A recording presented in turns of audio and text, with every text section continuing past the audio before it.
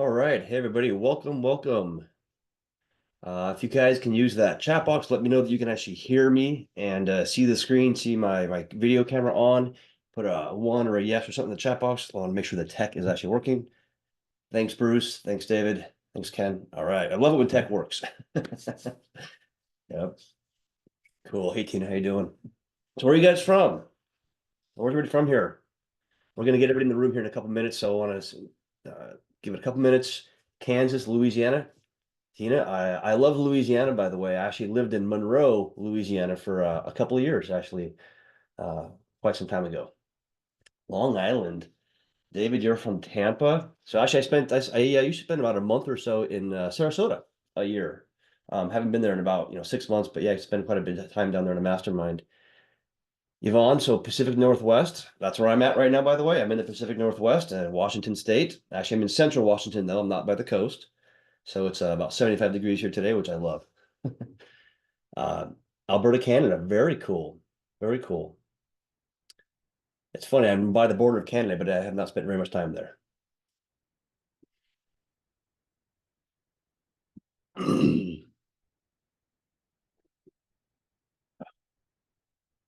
I have not been in New York before, so I think it was in Long Island. Yeah, I've not been there before. Oregon, so Monty, I've actually lived in Portland and Albany, Oregon before. So yeah, I know that area well. Atlanta, Georgia. I've actually been, I think I've been through Atlanta before when I lived in Louisiana. So I have some business partners that are actually there as well.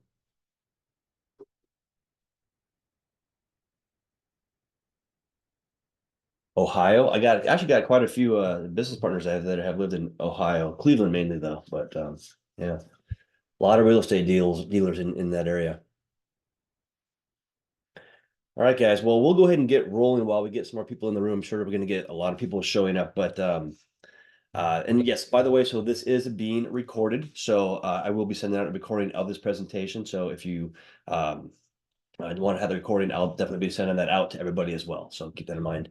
So New York, another person from New York. Say Hayden. So yeah, Guy got quite a few clients in New York as well. So all right, guys. So welcome to the presentation. So this presentation is discover how people from all across the nation are transforming their financial futures by following this one method. And obviously, if you saw the emails that I sent out for the invitations for this, you know that one method is. But we're going to go ahead and get into it. And by the way, as we go through this, use that chat box, use the question box if you want. I'll answer them on the fly as I go through this. Also, we'll spend some time at the end answering questions because I'm sure you guys are going to have some as we go through this presentation. Additionally, this is not going to be a 2-hour presentation or webinar or anything like that. We're going to keep it, try to keep it around 60 minutes, around that time frame. I want to be respectful of you guys' time as well. So, and I do tend to speak fairly fast, so I'm going to try to slow it down. But once I get into this stuff, I get pretty excited. I tend to speak quickly, so I'm going to try to slow it down a little bit though. But just fair warning that I do move pretty quickly.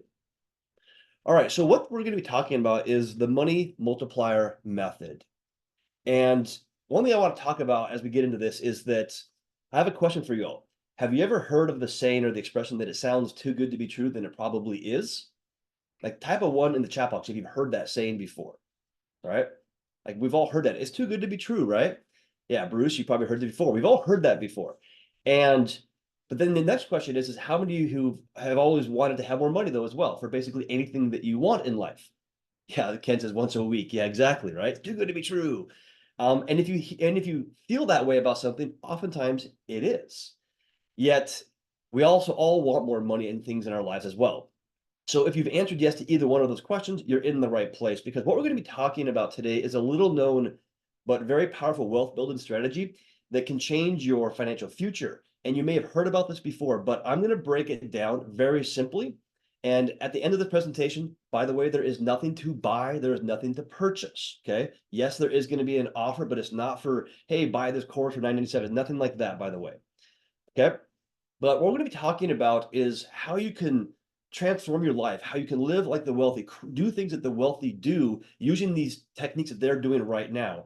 Basically, how you can get control and keep control of your money and build wealth for your family, build wealth for generational wealth, pay off your debts, by recycling and recapturing your money just like the banks do.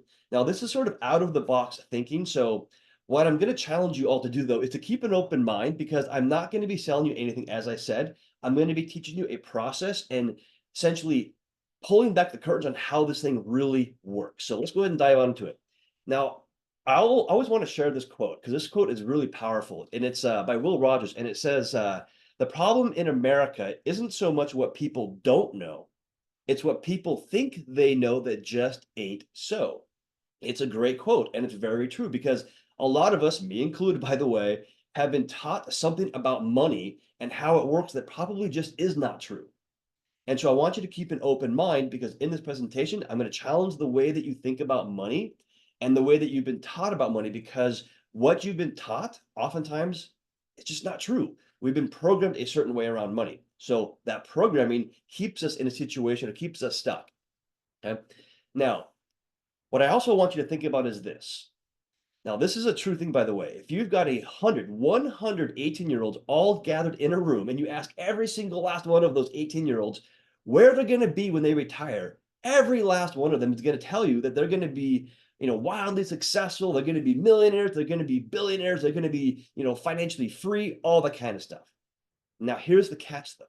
If you fast forward to when they are retired, the fact of the matter is this: only 5%, five of those 100 kids are going to be financially secure by the time of retirement age. And that is crazy.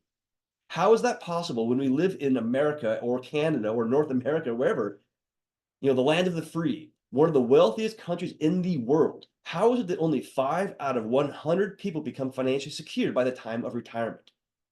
And it's because of what we are taught.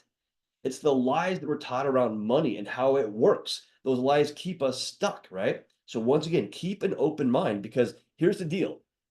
Give me a one in the chat box if you want to be one of those 5 people. You want to be one of those 5 people out of 100 that is successful, that is financially secure in life. Yeah, 111. Exactly, Ken, right there, right? Who wants to be that one of those 5%, right? A lot of people, unfortunately, do not get that opportunity, or they don't ever have that kind of success in life. But if you're on this presentation, obviously you want to be one of those 5 people, right? You want to have that in your life. You want to be financially secure. And what I'm going to be talking about in this presentation is one of the ways to do that. Now, by the way, that stat, it's a real stat, by the way. I didn't make that up. It actually is coming from the Social Security Administration. You can look it up, by the way. It comes right from their website. 5% of Americans are going to be financially secure in retirement, right? So now, really quickly, I'm not going to go into who I am and all that kind of stuff in detail and spend a bunch of time about that kind of stuff. But if I have not met you, then I want to kind of give you a quick background of who I am. So I went to college. I actually started out, my life in lower middle income, middle class family. Went to school, got a degree in construction management and business. That's my degree right there. I don't use that, have not used that degree in probably 10 years. But I did start out my life as a construction manager. That's why I was able to live in lots of other states and traveled quite a bit. But I kind of got my start the hard way. And so I was raised lower class, lower class family. I remember not having heat when I was growing up, and having to start a fire in the morning to keep warm, all that kind of stuff. But I followed that traditional path, like a lot of us do, right? Go to school, get a job, all that kind of stuff. I did all that. I got a 401k, and I saved in that 401k for years. And then I watched that 401k get crushed, by the way, in the last big recession. I lost 40% of it. At that point in time, I had a house, I had a growing family, and all of the traditional debts, right? Car loans, 401k, mortgage, credit card debts, all that kind of stuff. Yet I was being told by everybody around me, by the banks, by my family, by my employer, that I'm living the American dream. I got to be honest, it did not feel that way. I felt like I was drowning in debt and I could not get out of it. And so at one point on that journey, I saw this magazine that said, "Hey, the average millionaire knows their net worth." I did not. So I said, well, maybe I should go find out what my net worth is. That's the piece of paper right there that I did the math on. This is after 10 years of having a career. I was worth a negative amount of money. I couldn't believe it. And when I did the math, I was going to be worth less in the following years, not more. And that was kind of scary. And then I was like, what the heck, right? And additionally, my grandfather passed away early, and he had worked all his life to retire, and he had all these plans, excuse me, all these plans in retirement, but he never got to live those dreams out, because he retired and then couple years later, got very sick, had Parkinson's, and then ended up passing away. And it had a huge impact on my life. Really kind of set me back and said, "Man, is that my story too?" And I didn't want it to be.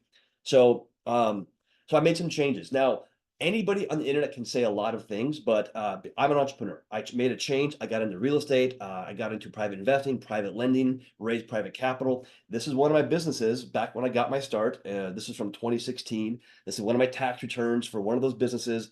Did over a couple $1 million in revenue. So I show this not to boast, but just to show you that yes, I've done a lot of things. I've changed my life. I really, really changed my life, and built a lot of cool things, and had a lot of fun doing that. And so I've been able to have a lot of experiences in life.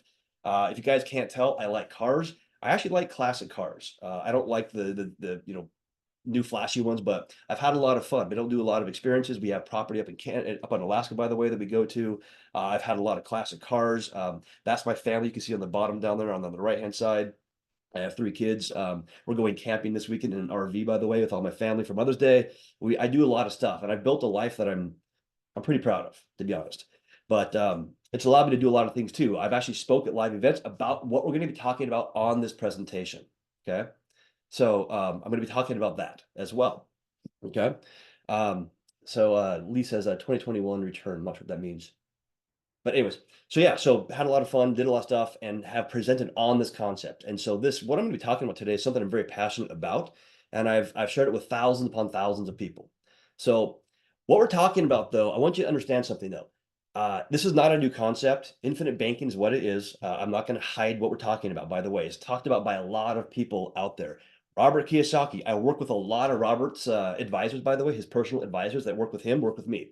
And so that's how I got exposed to this concept, by the way, years ago. Um, Tony Robbins, Money Master the Game, talks about this concept. There's the book right there by R. Nelson Nash, Becoming Your Own Banker. I have that book, actually, by the way, it's sitting right here on my desk. I read this book all the time. This is that concept right there. He popularized this concept back in a few decades ago. One of my partners that I work with, Brent Kessler and Chris Noggle, they talk about it in their book, Mapping Out the Millionaire Mystery. And also Chris talks about it in his private money guide as well. So this is not something new, okay? It's been talked about by quite a few people. So by the way, if you want to learn about this kind of stuff, I recommend these books right here, by the way. I do recommend them. They are very good, and I always recommend increasing your knowledge. So obviously we're talking about infinite banking. So here's what I want to make sure that we cover before we get into some of the meat on this. What will infinite banking do for you? What does it do? So, one, it creates guaranteed generational wealth day one, not year 40, not year 30, not year 10, day one. That's guaranteed, by the way. It allows your money to grow uninterrupted compounded. So, uninterrupted compounded returns for the rest of your life guaranteed. I don't know of any other investments that do that. And by the way, this is not an investment. It's not, but it does do that. Okay. What you do with infinite banking is the investing side of it, but it does that right there. So imagine having a vehicle where your money can grow uninterrupted for the rest of your life. It's always going to go up. That's pretty amazing. It allows you to take control of your money away from the big banks, away from Wall Street, and puts the control into your hands. Imagine that, because do you trust the IRS? Do you trust Wall Street? Do you trust the big banks? Right? If you do, let me know. But most people do not trust those, right? And here's the question for you guys. Do you want to control your money? Do you think that's going to help you with building wealth if you control your money? Give me a 1 in the chat box if you guys want to control your money. Give me a 1 in the chat box if you want to have guaranteed generational wealth day one. If you want to have compounded interest, right? Those sound like things that would help you build wealth. Yes, right? Infinite banking protects your money from lawsuits, from bankruptcies, from divorce, and creditors, not credits, but creditors in most states. That's pretty cool. Your money is protected. Why do you think wealthy individuals, wealthy families do this concept? Because they want to protect that wealth. They worked for it, they got it, they earned it in most cases, not all of them, right? But they have it, they want to protect it. Now, do you want to protect your money as well? Absolutely. And it allows you to be the bank for things that you may normally use a bank for, such as maybe it's real estate investing, maybe it's college for your kid, maybe it's new cars, maybe it's your home, investments, retirement. It does all of those things by allowing you to be the bank while still having all of the benefits listed above. It's not one of these things you're doing, it's all of them at the exact same time. Okay? Does that sound good? You guys want to have that? So that's what infinite banking does. It has a lot of other benefits, by the way, that I'm not even talking about right here. But these are some of the main things that when people are thinking about infinite banking, these are the main things we talk about because people aren't aware of these things. And yeah, so a lot of cool things that it does. All right, guys. So if you haven't, definitely take out a pen and paper. Take notes if you guys want. Ask questions, as I said, if you guys want, as we go through this. Okay. So yeah, definitely grab a pen and paper because if we end up talking together, the more notes you have, the better as well. All right. Now, I want to talk about mindset for a second because infinite banking does require, for some people, a change of your mindset and how you think about money. Now, who learns quickly? Right? Well, I have young kids. They learn very quickly, right? Kids learn fast. Now, you've always, or all of us have probably learned how to ride a bicycle when we were little.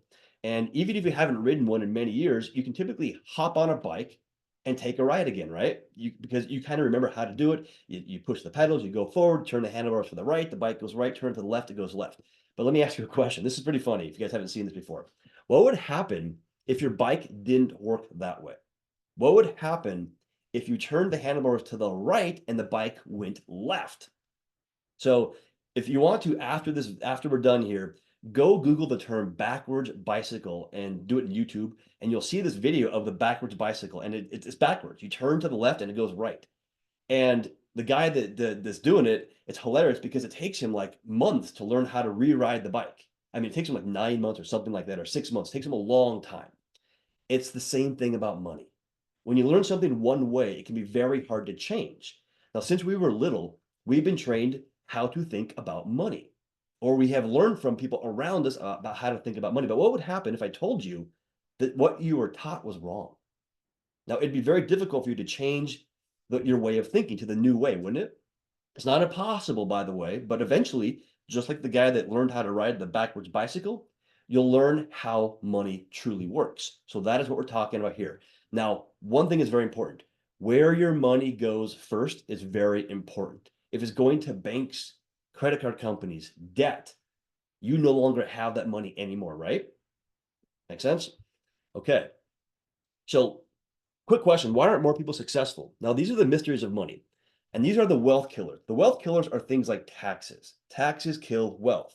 Inflation kills wealth. And by the way, what causes inflation? Money printing, which is the treasury, and fractional reserve banking. Two things that create inflation, but it kills wealth. Volatility, the markets, volatile. Interest kills wealth. Okay? So what kills wealth when it comes to mindset? Following the status quo, fear, life, by the way, in general can actually kill wealth because if we're just going through life and just spending money and not thinking about it, yeah. And then what we're taught can really kill wealth. Okay. So what is the definition of money, by the way? So money is just a means for exchange. Okay. That's all it is. It's just a means for exchange. What company uses compound interest? Do banks use compound interest? No. They charge you interest, but they don't use it themselves. Now, if you wrote your name, by the way, on a $20 bill, went to a bank and gave that bill to the teller, would they put it in a box with your name on it? No, they don't, by the way. That bill goes into motion because there's not a business in the world that uses compound interest as we're going to be talking about it. Now, let me ask you a question. Are your dollars worth more today or in the future? Yeah, Abner, life insurance. Exactly. There you go. Yep. Yep. So are your dollars worth more today or in the future? Okay. So think about it. How many candy bars could you buy with a $20 bill, or sorry, a dollar bill 20 years ago versus today? Well, obviously you could buy more 20 years ago, right? Will taxes go up or down? Anybody want to answer that question? Do we think taxes are going to go up or down, right? Well, they typically go up, Tina. Yeah, exactly. They're going to go up. And a lot of people don't understand that in retirement, taxes are typically more than when you're working, things like that, right? Okay. Now, do you want to wait to eat bread or drink milk? No, you do not, right? You do not. And so, just like with taxes and things like that, and your dollars, when you use like an IRA or a 401k to create life or create that retirement down the road, You're giving up dollars today for weaker dollars in the future. And you're compounding the tax because the tax is always going to be there and it's going to be higher. Are you going to wait 5, 10, 20 years to drive a car, live in a house, eat that bread? No, right? No, we're not. People do, this is crazy, by the way. People do things with money that they would never do with things that money buys. That right there is very powerful. Let me repeat that. People do things with money that they would never do with the things that money buys. You would never buy a loaf of bread and put it in the freezer for 20 years before eating it, right? But you'll put money into a 401k and hope it gets better 20 years down the road. Make sense? Like we do things with money that you wouldn't do with things that money buys. So I want you to use your good dollars today and pay that back with weaker dollars in the future, because you've been trained your whole life to save your dollars now and use your weaker dollars later. So let's say you get a match in like a 401k, right? You have a match in your 401k. If you went to the store, bought a loaf of bread, put it in the freezer for 20 years, when you go to use the bread, you have 2 loaves of bread, but they're still both freezer burned and they don't taste very good. They taste like crap, right? But you could have used that loaf when you first bought it. That is what is different. Okay. Now, what do you know about your retirement account? What do you actually know about it? Who controls the money in that account? Let's say it's a 401k, maybe it's a pension, whatever it is, right? Is it you? No, it's not. It's the banks, it's Wall Street. They control it. Are there any guarantees that you'll make money in your retirement account? In most cases, no. I've had family members that had pensions that were gone. I've had people that I've known personally that had 401ks, retired, market went down, they had to go back to work. You can lose that money in those accounts. Okay. So I know this was a lot that I just threw at you, but I want you to start seriously thinking about what you do with your money. Because up to this point, right, you've been taught to just accept the traditional way of thinking about money, but to truly build wealth, generational wealth, by the way, you need to challenge those old concepts and understand how money really works. Okay. Let's kind of get into it. So how does your money currently flow? Okay. So let's say you buy a car for $25,000. Now, by the way, don't get hung up on the price because a $25,000 car right now probably doesn't exist. Probably more like 45,000, right? But they're probably out there. But okay. So this method works for, a Maserati or a Ford Focus, doesn't matter. Now let's assume that you have your money saved in a traditional bank, okay? Your local conventional bank. And now I'm going to play your local banker, or we're going to have like a banker, Banker Brian. Okay. Now let's assume you have $25,000 in your bank and you are earning 4% interest. Now this is very important, guys, to understand this. So pay attention. So you're earning 4% on $25,000 in your account. Now you may be thinking, well, I'm not earning 4%, Brian. Maybe I'm earning 5, maybe 2, whatever. It doesn't matter. Let's just pretend that you're earning 4% on that money in a good bank. And you come to the bank and you say, hey, Brian, Mr. Banker, I want to take that $25,000 out of the bank that's earning 4% to pay cash for the car. Okay, makes sense? Going to pay cash for the car. Take it out of the bank. It's earning 4%, but take it out, go buy the car. Now, I say, don't do that. Don't do that. Instead, I'm going to give you a loan for $25,000 at 6% interest. Okay, at 6%. And I will use your bank account cash, that 25 grand, as collateral for a 5-year note. Okay. So 6%, okay, 60 months. Okay. And you're still going to be earning now because we use that as collateral. You're still going to have the $25,000 in the bank earning 4%. Okay. Okay. Now here's the thing. Does this make sense? Would you want to do this right here? Now, let me answer that question for you. So your monthly payment on the car note is going to be $483.32. Okay. The future value is going to be $28,999. That's how much you're going to pay. Okay. Makes sense? The future value of your money in the bank earning 4% is going to be $30,525. Okay. You just made $1,526 earning 4% and paying 6%. Does that make sense? Because this is true. This is possible. This is the concept I'm talking about right there. is that you are going to earn more money at 4% than paying 6%. You're going to earn more because of compound interest. Compound interest builds wealth. Simple interest, you always want to pay, you always want to earn compound. That is what this is doing. So you're not losing 2%. People always say, well, Brian, the spread is 2%. No, it may sound like it is 2%, but when you are making more at 4, is that really the spread? So this is how infinite banking can change the way that you earn money on your money. Okay. All right. So let's talk about the money multiplier method and really get into how infinite banking works. So the first part of this is what we call the machine. Okay. So we're going to go through that. Yeah. The second part is the marathon. Okay. And then the third part is the millionaire. Now, Ken, by the way, we do this in Canada too, by the way. So keep that in mind. All right. So we're going to be talking about the machine. That's what you'll use to keep your money flowing, because money in motion makes money. Okay. We want you to keep your money coming back to you and staying within your family for the rest of your life instead of going out to the banks. We're going to talk about how this is a marathon, right? It's not a sprint. This is not a get rich quick scheme, nothing like that. If you think this is get rich quick, it's not a fit for you, by the way. It is going to take some time to build this thing up. Okay. And then we're going to be talking about everybody's favorite topic, the millionaire. How do you use this concept to become a millionaire? Okay. All right, let's talk about the machine. Now, what is the vehicle? What is the machine that infinite banking uses? It is simply this. It is a dividend paying permanent whole life insurance policy with a mutual insurance company. That's the vehicle right there. That's the machine that allows this infinite banking concept to function. Okay. Now you might be thinking, why in the world would we use life insurance? Like when I first learned about this stuff, do life insurance. I don't need life insurance. I'm young, I'm healthy, whatever it is. I don't need life insurance.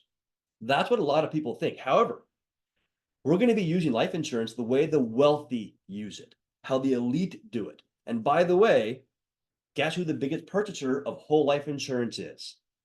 It's the big banks. Big banks own more life insurance, cash value life insurance, than they do their real estate and buildings combined.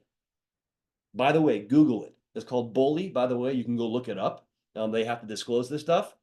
But yes, they own tons of life insurance because of the cash value aspect of it, because it's protected. It's a liquid asset. Do you think that banks maybe know something that not everybody else does? Probably, right? They do. That's why they do this. So guess what? If the wealthy do this, the big banks do this. By the way, they're doing it with your money, by the way. Let's do the same thing they're all doing and get the same results. That's really what it means, okay? Now, also, why do they do these things? Why do the wealthy do this? Well, you get growth and dividends inside these policies, which I'll explain here in a moment. You get growth that is tax-free. Additionally, this has been around for over 200 years. Infinite banking predates the IRS. The tax code was started in like around 1913. It predates the 401k. It predates so many other things that have not been around. Social Security, it predates all of these things, okay? And it has guaranteed growth. All of these things, okay? Okay, now remember how I said that you can make more money earning 4% while paying 6%. Okay, remember I said that? Now you take a loan from your policy. So this is how it works with infinite banking. That's the same concept. You take a loan from your policy at maybe 6%. By the way, it's actually lower than that right now. And by the way, you're earning more than 4% right now. It's actually better numbers, but I want to be very conservative, right? And so when you do that, because you are your own bank, you're the one in control. That's the biggest difference right here, is you're doing the exact same thing, but you are the bank. That is the biggest difference, okay? Now, why do you want to be the bank? Well, let's kind of think about this. How do banks work? How do banks function? Now, when I first got into this whole kind of world, I didn't understand that this is what banks were doing, but obviously a lot of you probably know this, but this is pretty nuts. This is how banks work. So when you take your $100,000 as an example, you put it in the bank, maybe they pay you 4%. That's great. Now, here's the question. Do you think the banks are going to just sit on your money? No, they don't, right? What do they do with your money? They loan it back out at 7%, 5%, whatever it is, right? They loan it back out. Well, what happens when that transaction occurs? Well, guess what? The money goes to the seller. What do they do with it? Well, in most cases, it goes right back into a bank. Okay, it goes back into a bank. What happens then? They loan it back out again. Maybe it's for a car loan. Okay, the process repeats. The process repeats. Car dealer, do you think they sit on that money? No, it goes into another bank. They loan it back out for a home remodel at 9%.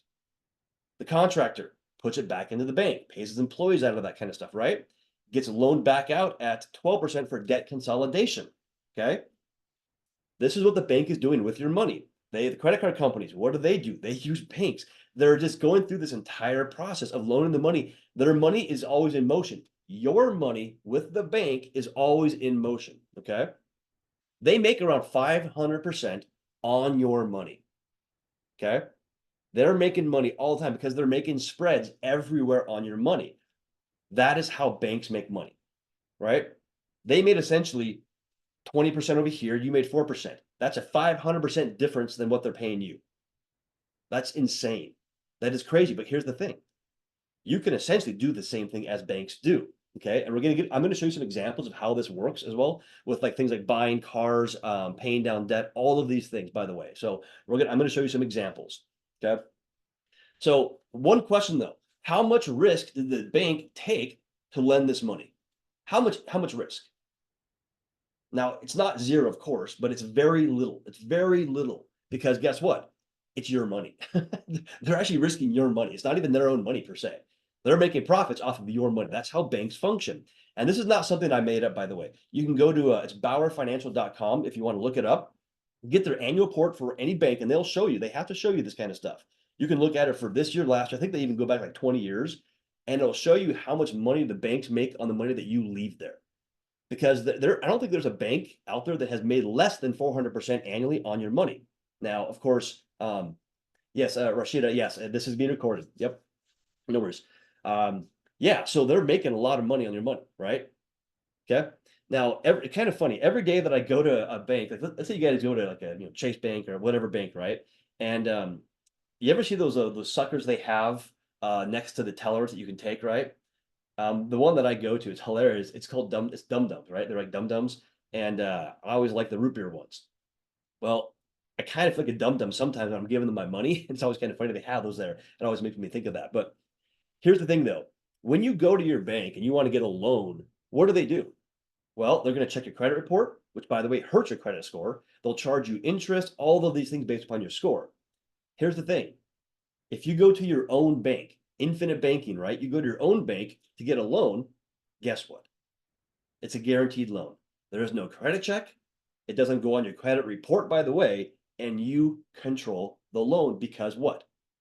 You are the bank. That makes sense? When you are the bank, you are the one in control. So you get the same benefits. Okay. Now let's look at now why does infinite banking, why does it make sense? So let's go through the annual pattern of spending. This was something that really, when I did the math and started going through this, it blew me away because it kind of actually made me a little sick to realize what was going on with my money, my family's money, other people's money. It's why I get so passionate about what I'm talking about. If you guys can't tell, this stuff is to me is so powerful. So let's kind of go through this really quick. So this is how most people spend their money. So 20 cents of every dollar goes out to automobiles, payments, gas, upkeep, tires. 30 cents of every dollar goes to housing, okay? 40 cents of every dollar you earn goes for everything else: travel, entertainment, food, okay? So 90% of every dollar goes to other people, other people, and 10% goes to savings, okay?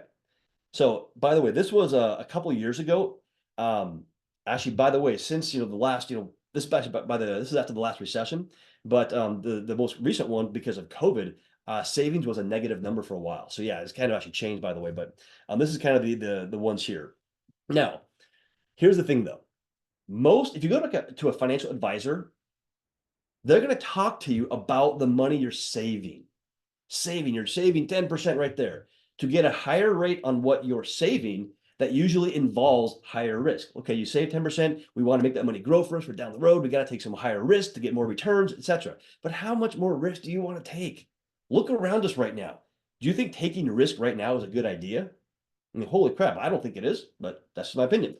So I'm not going to talk to you about what you're saving, but rather what you're spending here for a moment, okay? Because I want to take some of the money that you're spending, right, and move it into your savings category without changing your cash flow at all, without losing control of your money, without taking on any more risk, okay?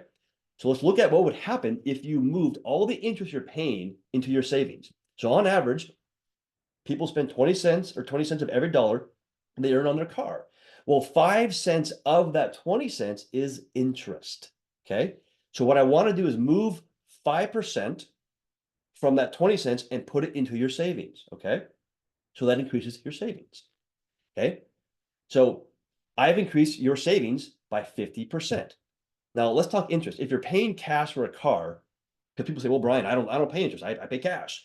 If you take that $25,000 out of your bank, then your car dealer has your money. You don't have it anymore. You have the car, but no cash. Make sense? You've given up the earning power, interest, by the way, on that $25,000 by using that money for the car. So you're either making one large payment, right? One large payment or 25 smaller payments. So 25K once versus like 1K a month for 25 months. Okay, as an example. You also gave up the interest that you could have earned on that $25,000 plus that money is gone. It is gone from your family forever. You're also going to have to save for another car in the future. So I'm going to flip this around. We're going to show an example of this here in a moment. Now, people spend, as I said, 30 cents of every dollar on housing, which, by the way, around 25% of that is interest. Okay. 25 cents of the 30 cents is interest on housing. Think of your mortgage. In the first 8 years, around 80% or more goes to interest. So let me ask you guys a question before I continue. Who here, put a one in the chat box, do you want to pay less interest to the banks, to credit card companies, to the bank, or to car loan companies? Who here wants to pay less? Give me a one in the chat box. If you guys want to pay more, that's good for you, I guess. But who wants to pay less interest? Would you rather keep that money in your hands? There you go. Yeah. Judy, yep. You guys want a yes. We all want to pay more interest because what is one of the biggest killers of wealth? Interest. Interest kills wealth, right? Okay. So I put that 25 cents, that interest, back into your savings. Okay. Now, as I said, 80% of your mortgage goes to that. So that's why we're doing that. Now, by the way, don't get too hung up on the rates, by the way, keep that in mind. But here's the thing. Most people on average stay in a house for 5 to 7 years. So you're almost always paying more interest than you should. If you're renting, by the way, 100% of that money goes out the door, never to be seen again. So I'm just trying to get you to think a little bit differently about what's going on. Now, next, 40 cents of every dollar is spent on living expenses, of which maybe around 5% or 5 cents of that 40 cents goes to interest, right? So maybe you recapture some of that and going back. So here's the thing. So what have we done? Look at the savings now versus the previous one. You are now saving more put more of your cash flow into savings instead of to the other things. You're paying less in interest because you are the bank. Okay. So how do you get back that interest from all the cars that you've ever owned or going to own for the rest of your life? This is going to be an example. Okay.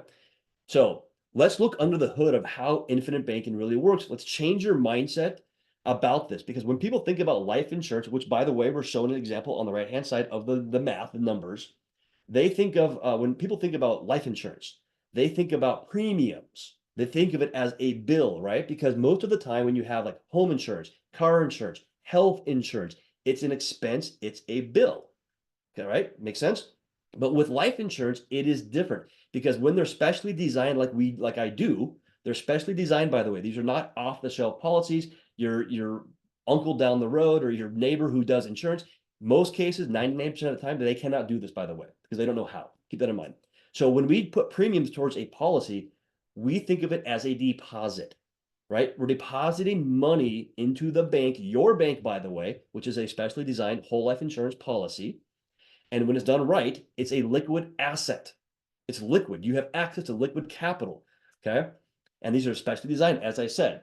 So once again, I want you to start thinking about premiums as deposits. Make sense? So I'm going to use that word deposit or premium deposits. I also want you guys to think about age. So once again, premiums or deposits. People think, well, this is life insurance. So what if I'm, 55 years old, 65 years old? Here's the thing. Age doesn't matter to a degree, yes, but in most cases it does not matter, because with this, we're not talking about death benefits. When you go talk to a traditional financial planner or insurance person, they're going to talk about death benefit. It's a side benefit. It is not, we don't start with that. We start with the premium deposits. The death benefit is a result. It is not what we focus on. Okay. It is a side benefit. It's a guaranteed way to create generational wealth, by the way, because it is guaranteed to pay out at some point in the future. But that is not what I'm talking about here with infinite banking. We're talking about how do you create cash value inside of these policies, because that is one of the biggest benefits. You'll see in this example on the right-hand side, if you guys can see it, you'll see cash value in the account. And you can see we put in a deposit of 10,000 and it has $5,800 of cash value. Now, by the way, that's the very, very, very low amount. They're typically around $7,000 to $8,000 to cash value in the first year. But as you can see, the longer these policies are in place with the compound interest, they get very, very powerful. And I'm going to show you some math here in a little bit that's going to be just mind blowing. But this is how it works. I'm going to show you how you can use these policies, fund this, purchase a car without losing the growth of the policy and without losing the value of your money for today and down the road. So let's look at this example here. This is pretty fun, man. This is pretty cool. So in this example, let's say you're planning on buying a car in like maybe 3 or 4 years for 25K like I use, right? So let's say you have $10,000 going to, maybe it's savings, right? So we're going to take that $10,000 and we're going to put it into this policy. We're going to do 7 years. Now, these are premium deposits, as I said before. Okay. So there it is right there. Each year, 10,000 goes in. And by the way, it can be 5, it can be 25, it can be 100. This is just an example. Okay. So 10,000 goes in. Then you go and purchase a car. But here's the thing. So on the right-hand side, you'll see cash value in the account. You see that you took $25,000 out. But what's crazy? You're earning right now currently around 5% dividends on the $10,000. Do you earn that 5% on a smaller amount when you take the $25,000 out? The answer is no, you do not. You still earn the same amount. You have not stopped the compound growth, even though you took $25,000 out of the policy via the loan provision. Okay. So you take a loan from your bank, by the way, and then you pay that loan back. Let's just say it's $6,000 per year for 5 years. So what does the math look like on this? So you put in $70,000 over 7 years. You put in $30,000 via the loan payback. Okay. That's $100,000. But you also took $25,000 of cash out to buy the car. Now, keep in mind, I'm just using the car as an example. It could be, now, by the way, investing is a whole nother ballgame. It blows the doors off this. But let's say it's, down payment on a house. It could be college education, whatever it is, right, guys? I'm just using a car as an example. So you have the cash that then you had to go do something with. So in reality, what did you put into this policy? $75,000, right? Because you took 25 out in cash. So what does that mean? That means right here that you saved 91 cents of every dollar you put into this. You saved 91 cents. Okay. That's just how the math works, but it gets even better. Okay. So let's look at it from this point. So let's look at the next few years. So let's just say that after year 7, you put no more money into the policy. By the way, that is an option. With these, people don't understand this. Your premium or deposits don't go up. In fact, over time, they'll eventually start going down, but you can keep putting money in if you want. But in this example, I'm going to show you putting no more money in after year 7. Okay. But here's the thing. What happens to the cash value? It's still going up because you're still earning dividends on the deposits. So it's always going to be going up. So let's say in year 8, you go and buy another car for $25,000. But as you can see, the cash in the account is still going up because of the compound interest on that. You pay the loan back, like in the first example. Now what's happened? Well, you put an additional $30,000 towards the policy via the loan, right? But you also took $25,000 out again. So how much did you put in? Around $5,000. So if you do the math, it went up by $23,592 and you only put in $5,000. Let me ask you a question. If you could have a vehicle like this where you could put in $5,000 and have $23,000 of growth, would you want to do that? Give me one in the chat box if that's something that you think would be a good deal. There's a one. Anybody want to get that kind of a cash on cash return? And by the way, that's just an expense. It's not even going and investing the money. That makes sense? So if you took that money and invested into real estate or other things like that, holy cow, the numbers get crazy. They get very, very, very attractive. Okay. So, and by the way, this can work, as I said, with just about anything. It can work with real estate, college education, buying a car, as I said right there, going on vacation. I mean, all of these things, it can work. Okay. So imagine if you took the $25,000 out and invested it and had a cash flow coming in. All the numbers get even better. I mean, they get just ridiculous. And you have not lost the value of your money. It's very powerful. Okay. All right, let's go through the 3 rules. Now, these are 3 rules that are associated with infinite banking. The first rule is just pay yourself. So we've all been trained to pay your bills first, right? Your money comes in, it goes back out. This is what I got left over. Okay. I'm going to put that into savings. But that's the wrong way of thinking about money. Paying yourself first means that you put the money into savings first, then pay your bills or pay your expenses, things like that, right? Pay yourself with interest. If you have to pay the bank back, traditional banks with interest, when you take out a loan with them, you should be an honest banker with yourself and your own bank and also pay back interest into your own bank, the mutual insurance company, right? Because you can't recapture interest if you don't deposit it into your bank. Make sense? Recycle and recapture your money. Now, would you agree that it's better to pay yourself interest than the bank? Anyone want to give me a 1 in the chat box if you think it'd be better to pay yourself interest than the bank, right? Yes, of course. We want to pay ourselves interest, not the banks. That's what this is all about. And by the way, you're going to get a lot more use out of that than the bank is, right? Because once you give to them, you don't have it anymore. So now this works for a car. What else? Now, that's a good example. There's 3 things, people, by the way, that people use infinite banking for mainly. Lots of things, but this is like 3 big ones. One is things like the car.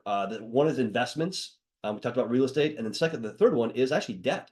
So debt is one of the biggest killers of wealth. So I'm going to show you an example of how infinite banking can pay down debts. And by the way, if this sounds, like a lot of numbers, I map it out for you. So my team maps out how this works. So here's an example. So this is crazy how this works. This is amazing. So this is a doctor. And this is by the way, a real person. This is a real story, or a real case study, if you want to say it that way. So the 45-year-old male had 9 third-party debts, $478,774 in total debt. Okay.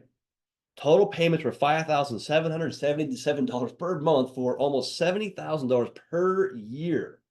Guess how long that's going to take him to pay off? Around 19 years. Around 19 years, he paid it to straight. That's a long time. The amount of money he's going to pay over those 19 years is going to be insane. It's going to be crazy, right? And by the way, a lot of us are in that same situation. And guess what happens though? What this doesn't show you. Do you think he's going to pay all that debt off in 19 years and have no more debt? Well, no, because what do we do? We're taught to fund our lifestyles. That's what we're taught to do. So we keep that debt just circulating in our lives, and it keeps just sucking money away every year, every year, every year. When you flip your switch in your mind about how debt can work and with your banking system, the debt's gone, but you're still doing the same things, just with your own bank. It changes the script. So I'm going to show you right now how this person paid off these debts or has a plan in place to pay them off in 7 years. Now, how's he going to do this? Well, we're going to take $25,000 per year and go fund an infinite banking policy. Now, you might say, well, Brian, wait a second. Why, if he had $25,000 in cash every year that he could put towards a policy, why wouldn't he put it towards the debt? Here's why. Where was that money going before infinite banking? It was going into like retirement plans and things like that, where hopefully it's going to go up. It might go down though, but hopefully it's going to go up.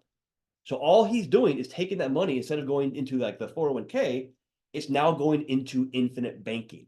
So his cash flow didn't change, but his wealth is changing significantly. Okay. So let's take a look at how this works. Okay. All right.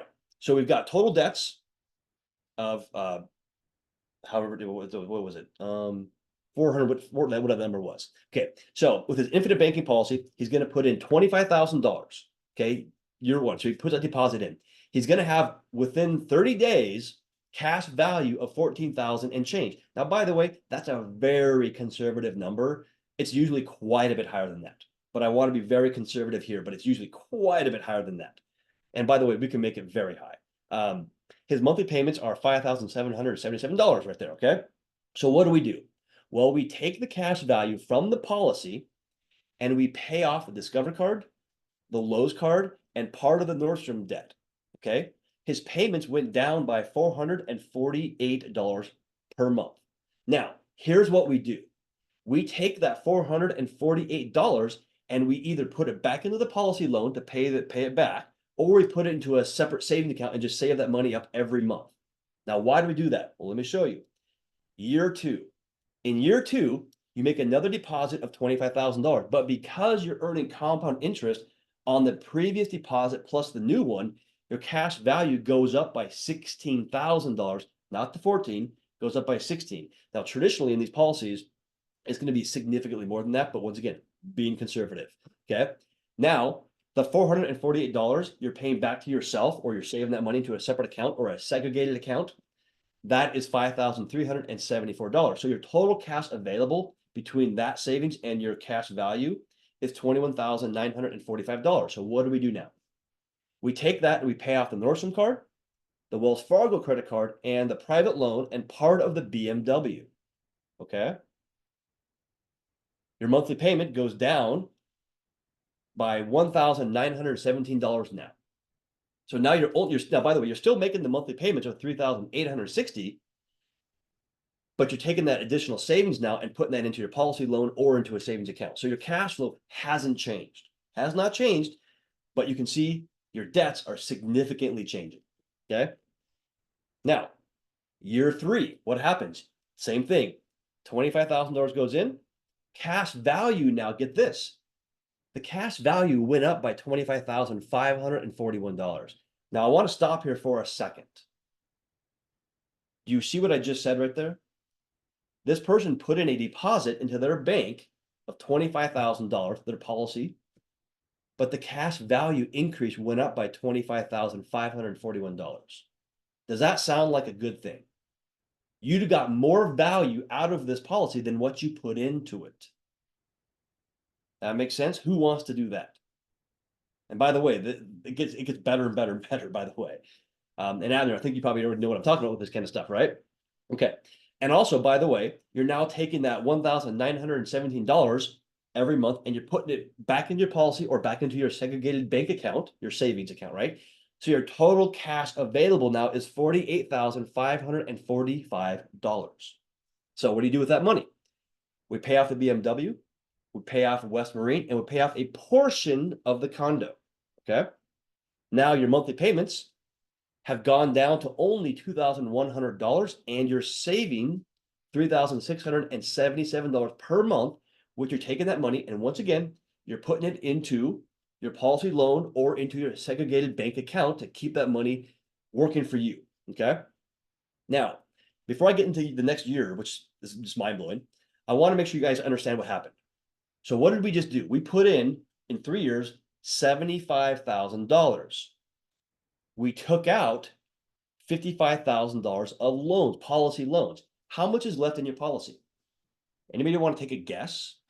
How much is left in your policy? All right, I'll just answer it here. How much is left? A lot of people think $20,000, right? Because we took 55 out. So what are we earning dividends on? How is our cash value growing? Well, guess what? Here's the thing. That $75,000 is still there, okay? The $55,000, yeah, hey, you know what's going on, right? The $55,000 is still there too, because the cash value that you're borrowing is collateral for the loan from the insurance company. It's guaranteed loan, by the way. guaranteed loan. So you are still earning dividends on the full $75,000. Your dividends goes into your cash value, so you can borrow more and more every single year, and it's compounding every single year. And yet you still borrowed 55,000. Hopefully your guys' mind is starting to shift, because the answer is $75,000. That's how much you still have in the policy, earning the 5%. Right now it's about 5%, by the way. Pretty powerful. Okay. And that, by the way, that never stops compounding, never stops growing for the rest of your life. Okay. So let's go back to year 4. All right. Year 4, once again, $25,000 goes in.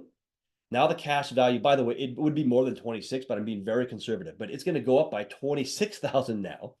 And the money you're putting into the savings account or back into the policy increased your cash value by $44,124. So your total cash available is $70,439, which, what do you do with that? You wipe out a portion of the condo.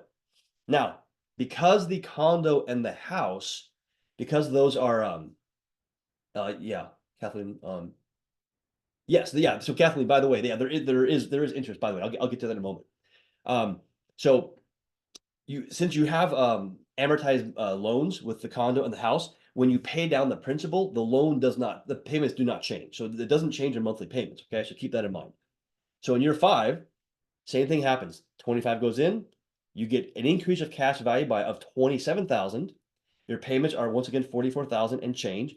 Total cash once again is $71,000, $225. Now you wipe out the condo and a portion of the house. Okay. Now your payments went down to only $1,221, and your saved amount per month is now $4,556. Okay, that is pretty powerful. So what does that look like now in year 6? Now, because we're going to do something different here, we're going to start a second policy. So on the first policy, we're only going to put in $10,000. Okay, and your cash value is going to go up still by over $13,000 and change. You're going to do a second policy, right? With $25,000, your cash value is going to be $14,000. Your payments back to yourself, that's going to be $54,678. So your total cash available now is $82,633. Now you wipe out the house. Your payments go to 0. You have $5,777 going back. Now to answer your question, Kathleen, what do? You take that cash flow and the following year, you pay back your policy loan to yourself, and you're even. So that's why it's 7 years. So in year 7, that's what you would do. You take all the cash flow, pump it back into your policy loan and pay off your policy loan, and then take that cash value, which is going to be significant, by the way, and go do something else now. Now you can go flip it around. Now you paid off your debt. You've recaptured all of this money. You've recaptured all the cash flow. Instead of 19 years, it's now 7 years. Now you can go take that money and do real estate investing. Go invest into private lending, whatever you want, and start building wealth. So you see how you kind of flip that around? You got rid of the things that are sucking away your wealth and are not putting into something that's actually going to build wealth.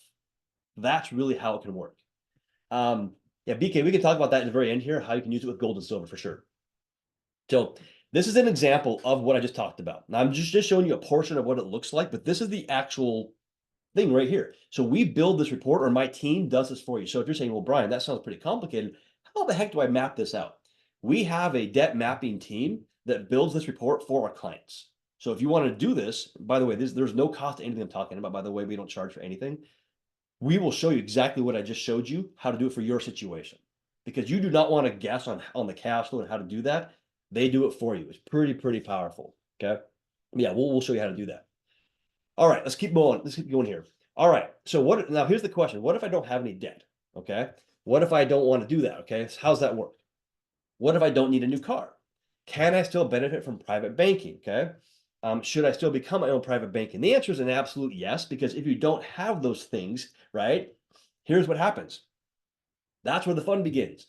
Once you've gotten rid of the debts, now you start building wealth. You start creating that legacy. You start investing into assets that you control. You start doing things that benefit you.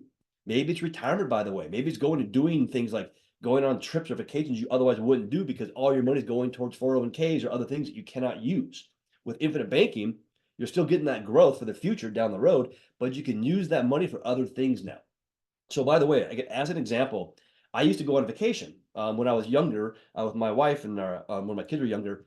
I would use credit cards. I'd use credit cards to go on vacation, and then I pay them back over 6 months. Well, guess what? Now I use my infinite banking, right? I don't lose the growth. So that money that I would pay back to the credit cards, I now put through infinite banking. And then I borrow against it, take the same cash, we'll put it back into the bank again, but I don't lose out that money. I don't lose out on the future value of that money. So there's lots of things you can use this for. So as an example, active real estate investors, wholesalers, flippers, buy and holds. I've done all that stuff, by the way.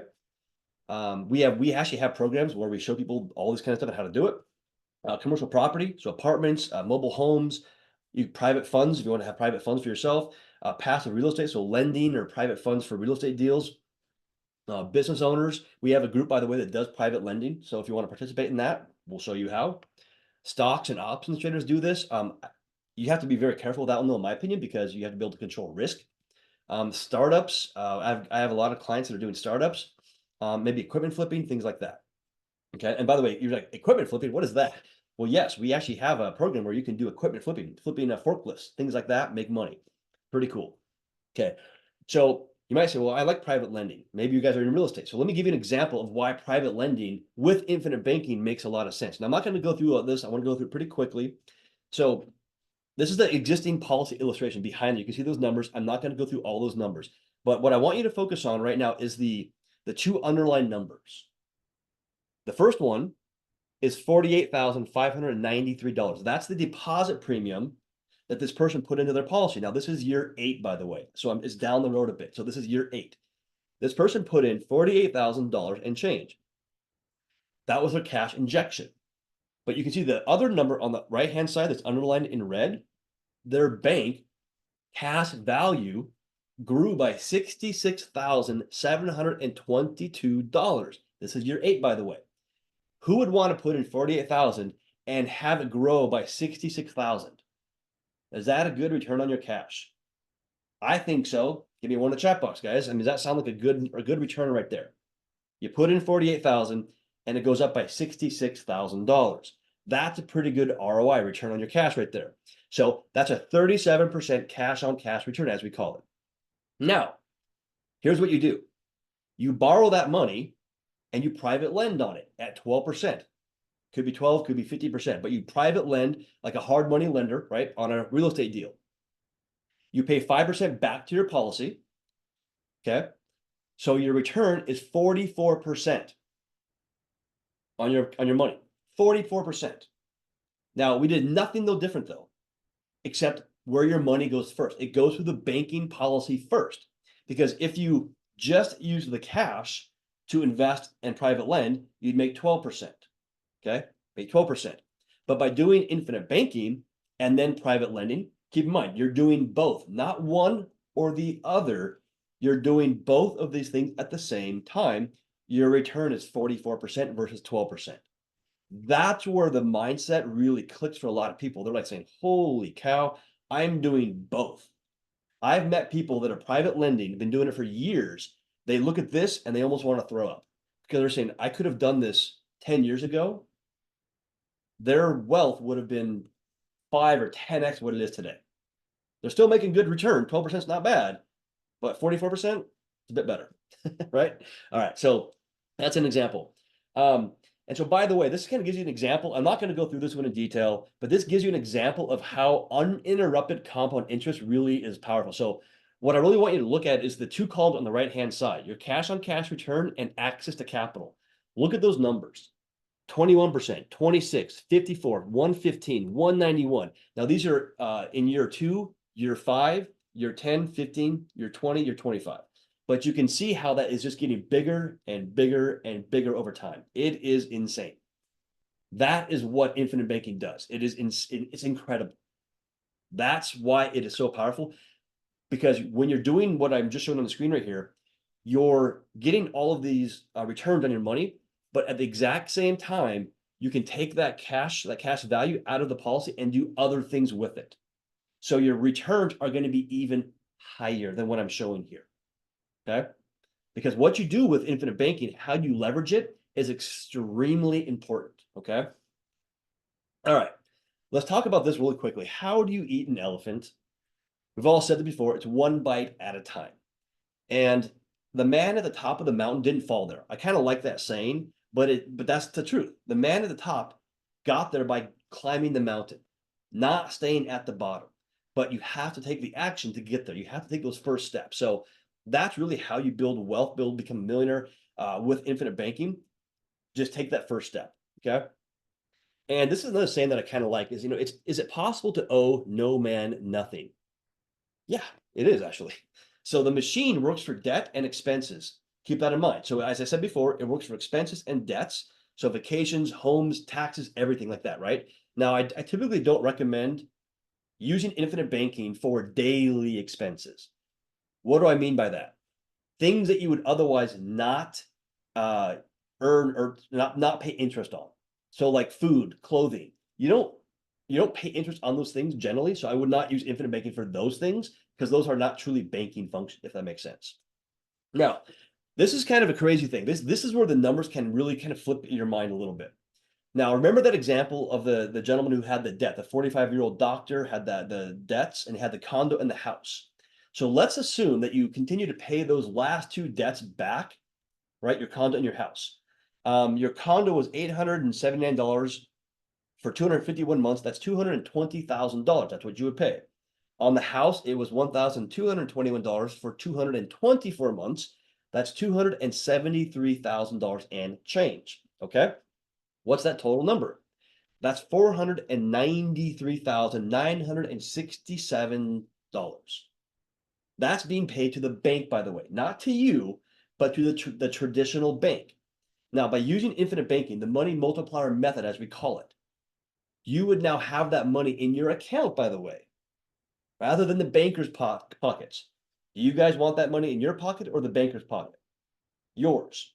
Not even going to ask that question. It's an obvious one, right? But it gets even better because your policy has guaranteed growth of, right now it's around 5%. That's the guarantee is a little bit less, but they're getting 5% right now of dividends.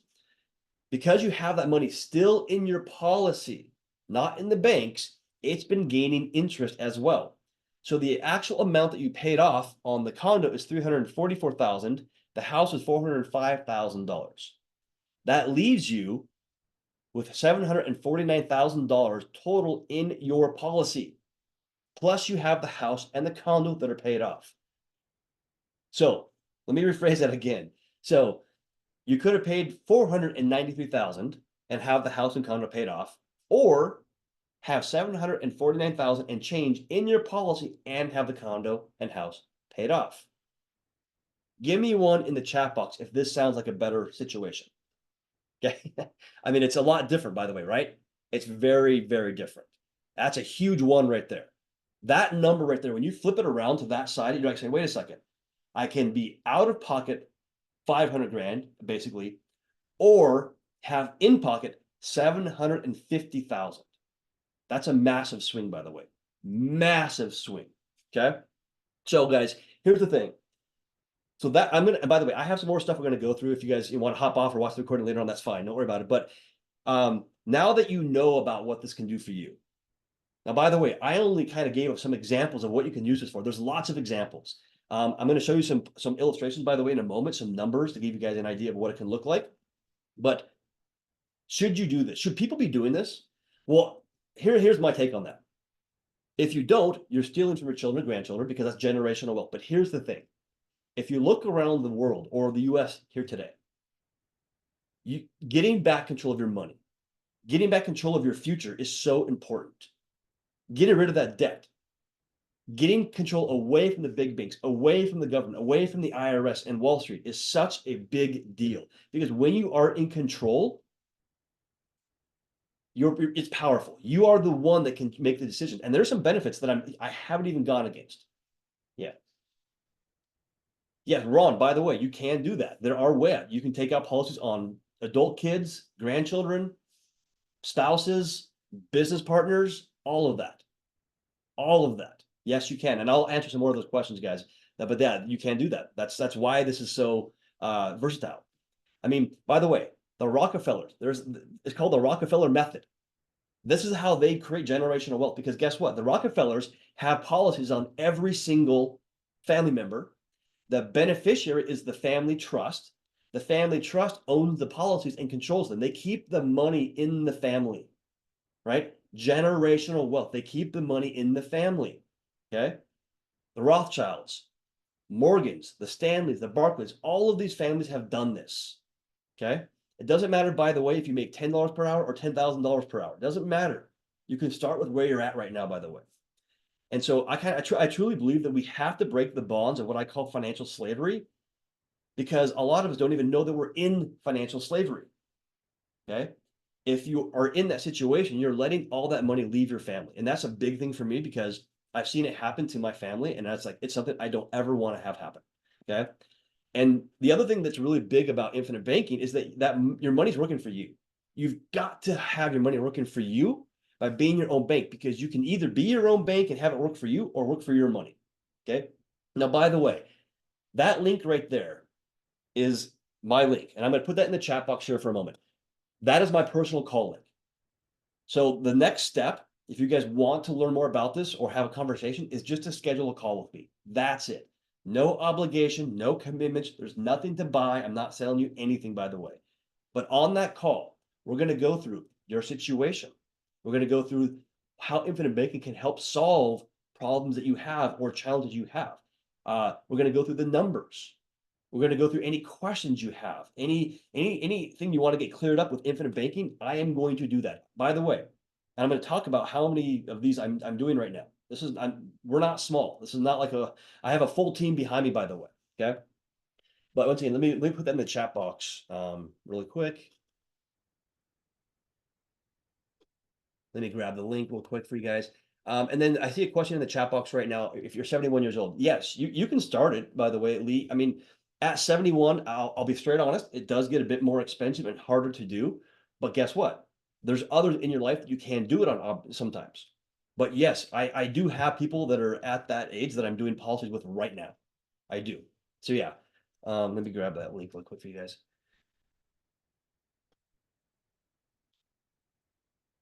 And then, by the way, for us to set this up for you, and I'm going to go through here as well. Yeah, there is no cost.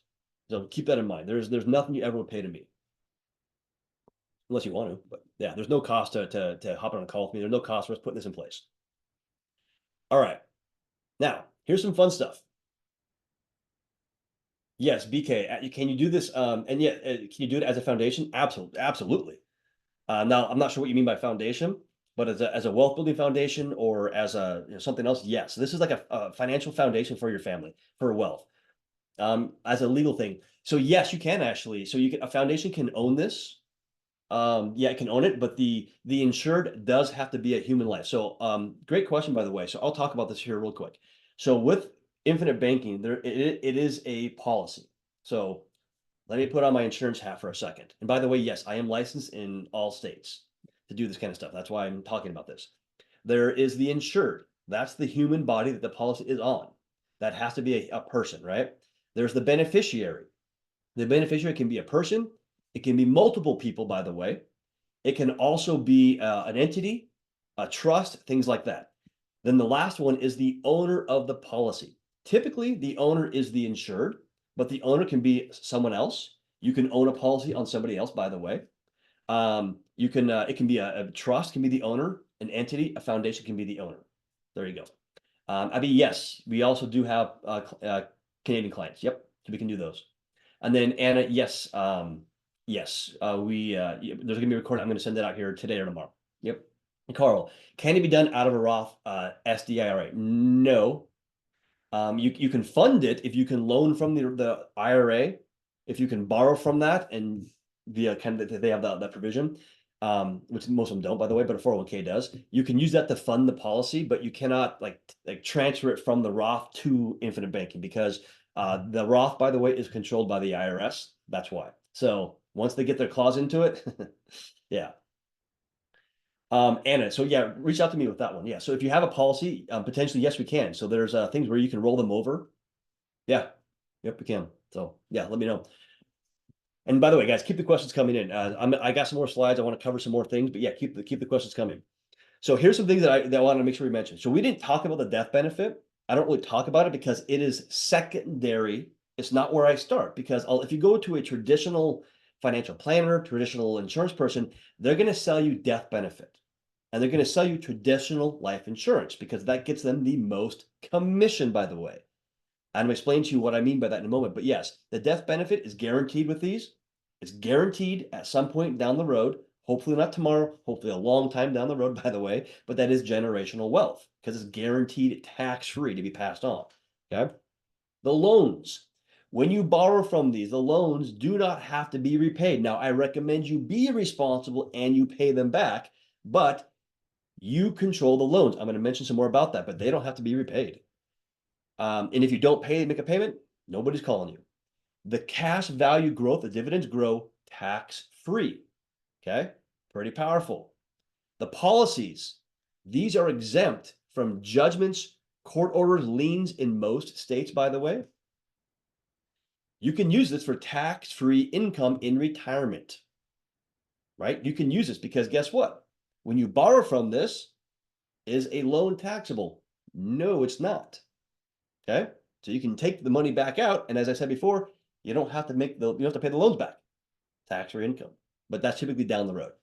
BK says, could one take a loan from a bank to fund a policy? You could, BK, if it makes sense financially, you'd have to go through the numbers and I can help with that, but you'd have to go through the math to make sure that it makes sense. But yes, you can. You just got to understand the cash flow and how it's working. Something else. You have an always increasing generational wealth strategy with infinite banking. What do I mean by that? So this is a policy illustration. So you can see this person is putting in $20,000 per year for 5 years, then it drops down. That's the way they want it built. But look at the death benefit. What's it doing every single year? If you guys can't read that, year one, it's 325. Year two, 364. Year three, 403. It's always going up, as is the cash value. You can see the cash value in the second column to the left right there. It's always going up. So this is an always increasing generational wealth strategy and increasing cash value. Very, very powerful. Okay, let's talk about the policy loans because people have a lot of questions about those. So I want to kind of clear the air about these. The policy loans are guaranteed. Are there any loans with a bank that are guaranteed? Not that I know of, by the way, but these are guaranteed. If you have cash value, you're guaranteed a loan.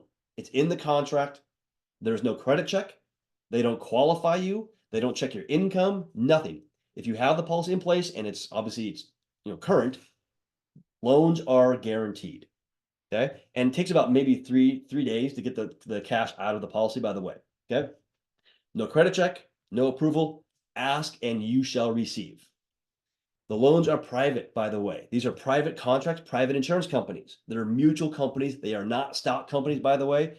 The companies that we work with are all over 100 years old. They've been around for a long time, and they have paid dividends or profit back to you, the policyholders, for over 100 years.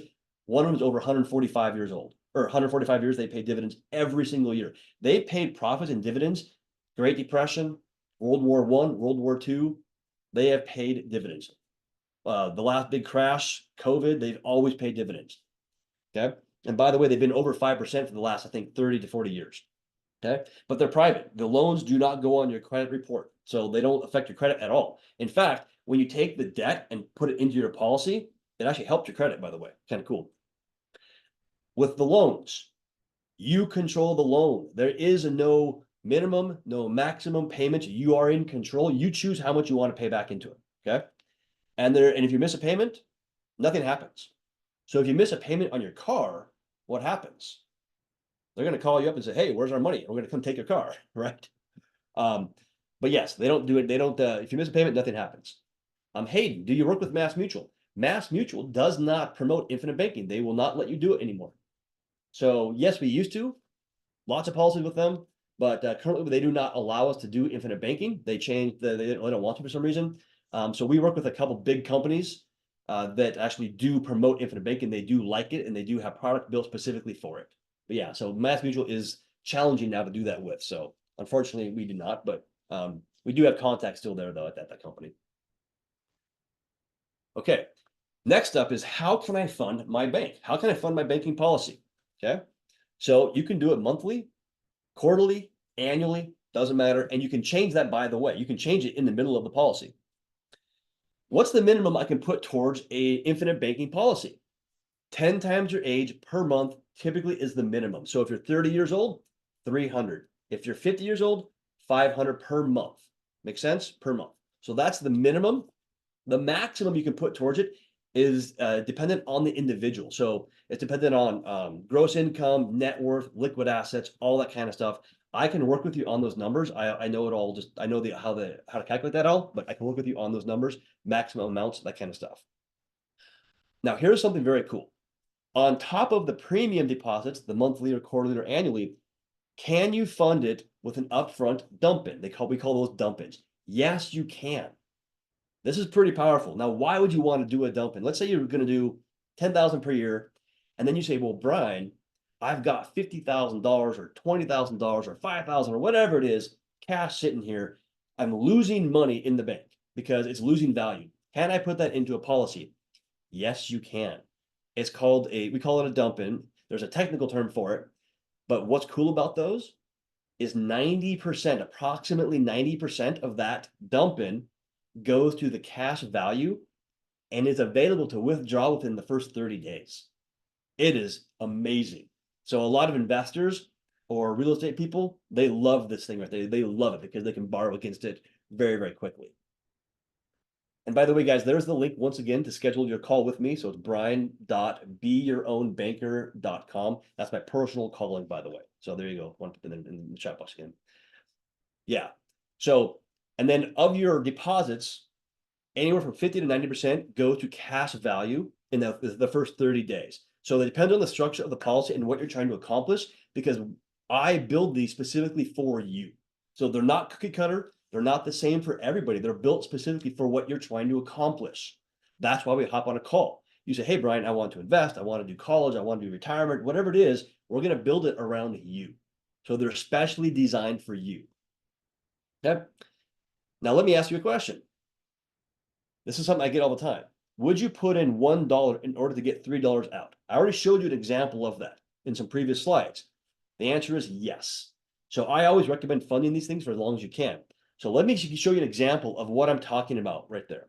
So this is a policy right there, right? So this one is just it's an example of a female. Let's use a random name. Female, 32 years old. Premium is $10,000 per year, and lump sum she put in the dump in is $50,000. So look at this. This is very, very cool. In the first year, you can see the green circle. She put in $60,000. Now, by the way, these numbers are all end of year numbers, by the way, okay? So she put in 60. At the end of the first year, she has $55,000 of cash value available. Now, you might be asking, well, Brian, I see up there on the middle, guaranteed and non-guaranteed assumptions. Why are you looking at the non-guaranteed? The guaranteed is guaranteed. But this is a question. How many times have these insurance companies paid the guaranteed versus the non-guaranteed dividends? The dividends obviously are higher than the guaranteed. The answer is, how many times have they paid the guaranteed? 0. They have paid dividends every year since inception. They've never paid the guaranteed, which is a smaller percentage. They've always paid the non-guaranteed dividends, which is amazing. Do you think your money is safer in a bank where in the Great Depression, 9,000 banks went under? In fact, a few banks just went under. Was it Silicon Bank just went under too, right? Those banks just went under. How many mutual insurance companies have gone under in the last 100 years? The answer is 0. They've never gone under. In fact, they were paying profits during the Great Depression. So where would you rather have your money at, right? It's kind of a, not a dumb question, but it's kind of a funny one. But yeah, so that's why we look at the non-guaranteed, because that's what they've always paid. So that's year 1. Let's look at year 2 on this one. Year 2, another $10,000 premium goes in. The cash value goes up by $10,600 in year 2. This policy is extremely efficient, by the way. This is a very good policy. I like this one a lot. It is amazing. So we call that the money tree, or cash on cash positive. But here's the thing. I don't want you guys to get hung up on the numbers here too much on the cash on cash returns, because here's the thing. What you do with the cash value how you leverage your bank, your banking policy, your infinite banking policy into other things, paying off debts, funding retirement, real estate deals, investing the money. That is what is powerful. Okay. Someone mentioned gold and silver. Can you use infinite banking? Sure. Of course you can. Take the cash value out, go buy silver, go buy gold. Now, yes, is there a loan? Yes, there is. And I can walk you through how that would work and how the numbers would look. But yes, of course you can. If you're doing, ETFs, go do that. The choice is yours, what you do with that cash value. But how you leverage that is extremely important, because if you borrow from your policy, the numbers on this page right here don't change. That's what's crazy. The growth, the net cash value increase doesn't change. Yet you've gone and bought real estate. You bought a car, paid for your kids' college education, invested in, some private lending deals, equipment flipping, whatever it is you do. This number, the cash value, the growth has not changed. Very, very powerful. Now let's look down here at year 11 on this one. In year 11, this person puts in $3,000 and change. The cash value growth is $10,500. Does that sound like a good, give me a one in the chat box if that sounds like a good ROI, or not ROI, but a cash on cash return. Do you guys want to have that kind of return in your life? I mean, right? It's kind of a ridiculous question, but that's a 3x, by the way. It's more than a 3x on your money. That's what these do. Okay. And by the way, once again, if you borrow or don't borrow the money, that still happens. That is still going to occur. Okay. So this is like a quote that I like right here. And this one is Warren Buffett. It says, if poor people would just do what the rich people do, they wouldn't be poor anymore. I kind of like that one, but because it sounds kind of weird to me, but I'd say I like it because it is true. I've seen it time and time again. And yeah, Shah, this is being recorded. I will send that recording out to you for sure. So I like that quote. So guys, once again, any questions you have, keep putting in the chat box, anything you got. If you want to do it private to me in the chat box, that's fine too as well. That's the link right there to schedule a call with me. All right. I got a few more slides, some things that I also want to cover. These are like kind of common questions. So this is a good one. Why should I work with you, Brian? Because I get this quite a bit. Someone says, well, my uncle or my brother-in-law does insurance. He's an insurance salesman or whatever it is. Okay. I've been teaching IBC or infinite banking concept for over 7 years. I've had thousands of people do this. I've taught it to thousands of people. I've done presentations. I've built a training course on it. I've written some ebooks on it. I'm very passionate about this concept. I have an entire team at the Money Multiplier, by the way, that works with you to set them up. So we have an entire team. By the way, I'll also mention here in a moment. But yeah, so we have an entire team. So I'm what's called a strategist or a money mentor. We've got application specialists that work with you on the underwriting. We've got implementation people that after you have the policy in place, they will work with you on an ongoing basis over the following years to use the policy.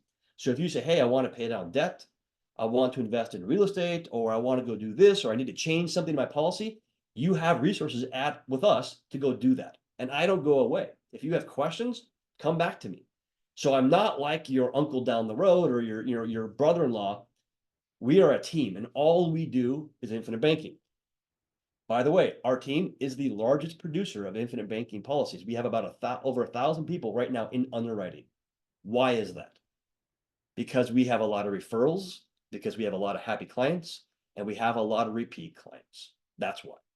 And all we do is infinite banking. Okay. I have right now personally over 100 clients in underwriting.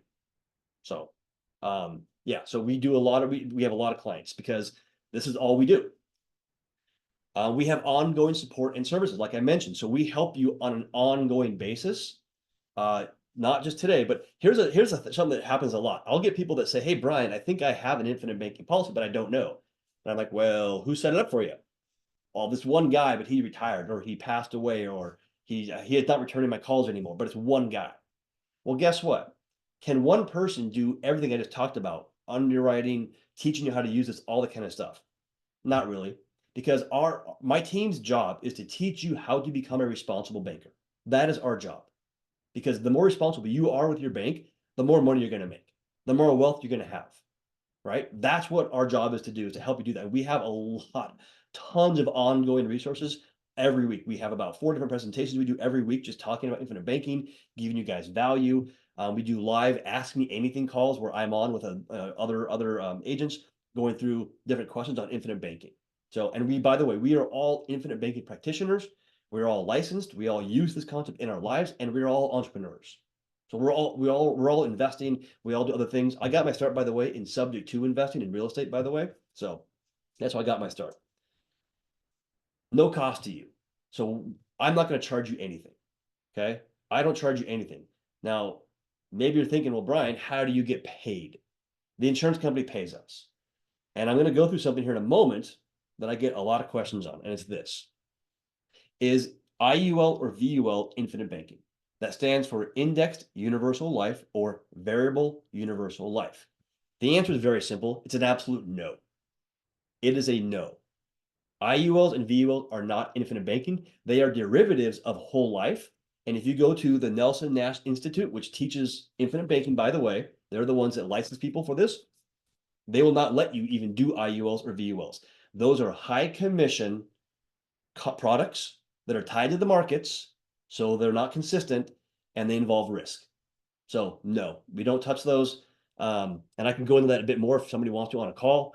But we debate this thing every week with people. But there are lawsuits, class action lawsuits against IUL practitioners going on right now because of the way that they promote the product and the fact that it doesn't perform the way they say.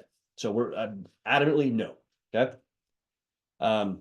IULs, and by the way, term insurance. So if you guys know Dave Ramsey, he loves term insurance. Wonder why? Because he owns term insurance companies or he's partnered with them. They are the highest commission products out there in the insurance world. Infinite banking, by the way, I and my team, we take a 70% cut in commissions to do infinite banking.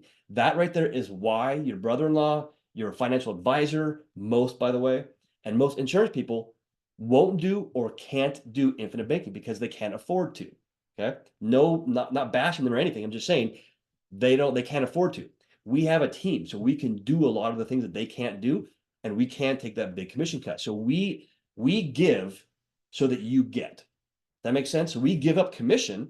And by the way, I can show you exactly what our commissions are. We show them. I have no problem showing you exactly what they are, but we take a massive cut by reducing the death benefits and maximizing cash value, which reduces our commission. So we give so that you get. Most people are not willing to do that, by the way. And I have had a lot of clients that come to me, and that was not the case.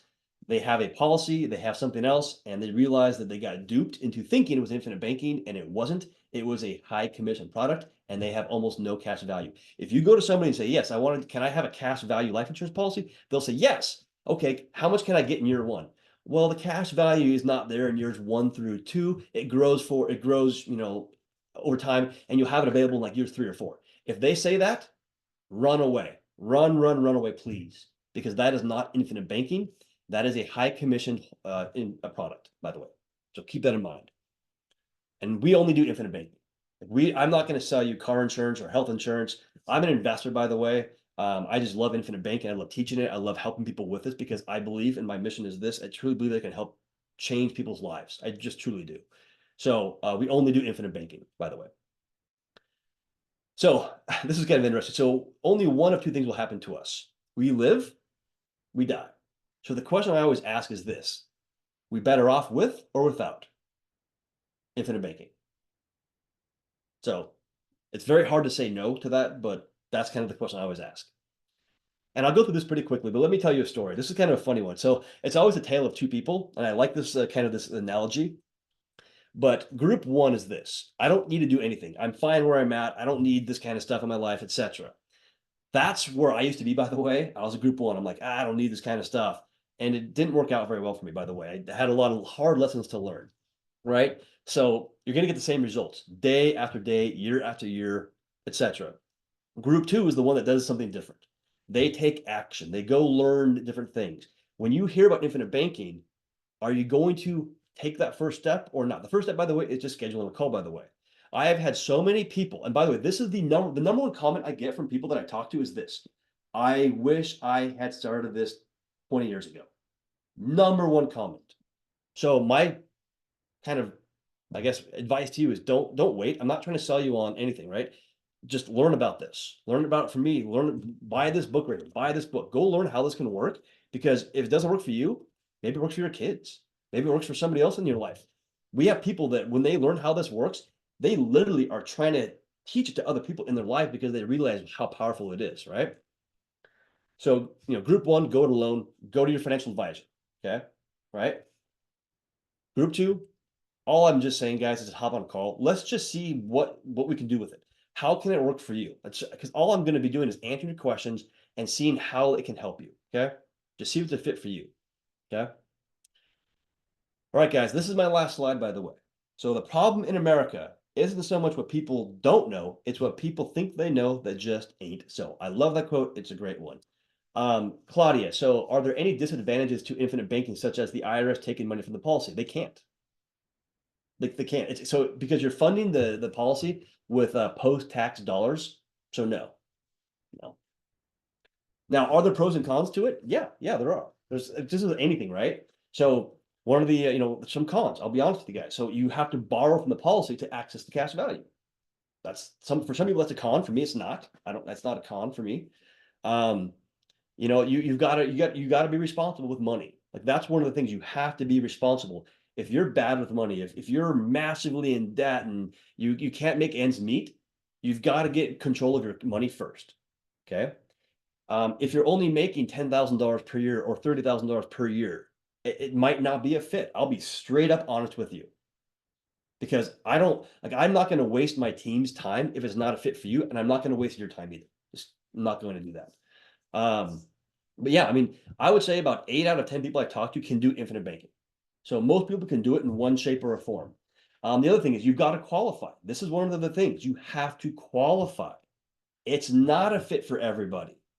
Okay, it's not a fit for everybody. You have to qualify from a health perspective and a financial perspective. They're going to check that kind of stuff out. Okay, but I can help you with that very quick. Is age a factor, Kathleen? Yes, it is to a degree. To a degree, depends on how old you are. If you're 85, no, it's not going to work. Just be honest, it's not going to work, right? If you're 60 years old, yes, it's going to work. If you're 65, yes, it's going to work. If you're 20, absolutely. Okay. Shaw, can you dump a whole bunch of money? Yes, you can. Yep. That's actually, by the way, that's one of the more popular things because what happens when you dump money in up front, so you can do a large dump in up front and then a small premium. What happens is your cash value grows very fast within the first 30 days, and you're earning the dividends on top of a larger deposit for the rest of your life. And so the growth just takes off very fast.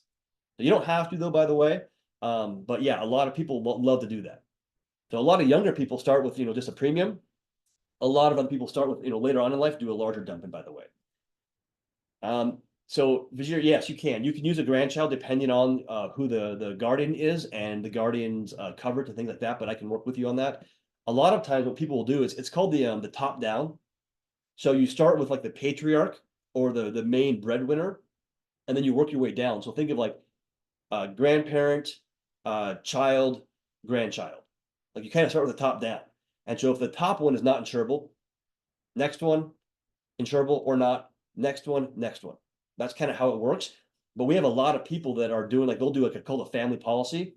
It's not one policy, it's multiples at the same time though. But yeah, very, very common to do that. So guys, I know we were on for a little bit longer than an hour, but I appreciate all the questions. Anybody got any other questions? Please, if you have them, type it in. I'll put my link in there again. How does that compare with CD rate or S&P investments in terms of return and liquidity? So they're not comparable. So they are not a comparable thing because if you look at infinite banking as an investment, you're looking at it the wrong way because it's not an investment, it's a deposit. So with a CD, can you earn the interest on the CD and borrow the money and go do something else with it? No. If you take it out, it's no longer earning that money. Okay, and you're not in control of it. If your money's in the S&P, do you know what the future value of the money is? No. Can you put your money into the S&P and infinite banking? Yes, you can, by the way. You can do that. Infinite banking, by the way, is considered a liquid asset. The cash value is a liquid asset. So if you ever fill out a personal financial statement, okay, it'll say life insurance on there. Most people, by the way, don't know what that means. What they're referring to is cash value in a life insurance policy. It's a liquid asset. It is. And so like guys like Walt Disney, Ray Kroc, and McDonald's, they use infinite banking to start those businesses. So Walt Disney used it to start Walt Disney World or Disney, whatever it was back then. And then Ray Kroc used it to buy the land from underneath the McDonald's brothers. It's pretty crazy how they did that. But yeah, that was a long time ago. But yeah, so Sean, it's really not a comparison. Yeah, so because they're very different in how they work. Because with infinite banking, you could take your money out of the cash value life insurance without interrupting the compound and put it into a CD. Now, I wouldn't recommend doing that, but you could do that. Let's see here. David said, what are the limits on withdrawals with the large dump in of money? So if you do a large dump in, within 30 days, around 90%. Pretty cool. Okay. So it's around 90%. And then year 2, 3, 4, it just gets, I mean, it'll be more than you put in. That's where it gets kind of interesting. Can you deduct interest on your tax return? Depends on what the interest is. So let's say you borrow from your policy and you pay the interest back. It can be if you work it a certain way. So typically no, but let's say you're taking that money and you're running it through a business or an entity to go then do private lending. Okay. Now the interest back to your policy loan can be a tax deduction. Now, one caveat, I'm not a licensed financial advisor. I'm not your advisor. And I'm not a CPA. So check your CPA first. But yes, we have advisors that can do all that stuff for you. Yep. Carl said, it sounds like the older you are, then you should dump a lot of money up front. So by the way, Carl, that is actually very common. So the older you are, you can actually do larger dump-ins. And so what happens is people that are like later on will do larger dump-ins often. Well, one, because they have more money later on in life than when they're like 25. So they have more capital available. But yeah, it's more common in the older you are, for sure. So right now, if you look at my calendar link, by the way, so when you click on it, if you guys can see my screen, I think it'll show up. I have times available. So like within 24 hours. Yeah. Obviously I'm taking Mother's Day off, but I'm gonna be with my family. I'm gonna be actually in camping and doing RV stuff with my family for the next few days. But I love what I do. I can work no matter where I'm at. How do you leave the money for your legacy? Great question. So here's the thing. So let's say you have a policy where you're funding it for 20 years and you have, let's say, a $500,000 death benefit. Okay. And you have $300,000 of cash value. And let's say you have a heart attack. That $500,000 is going to be paid out to your beneficiaries, whomever that is, tax-free. So that's generational wealth. That's how the Rockefellers do it. So every family member has a policy. Every generation is going to pass away at some point. That's part of life.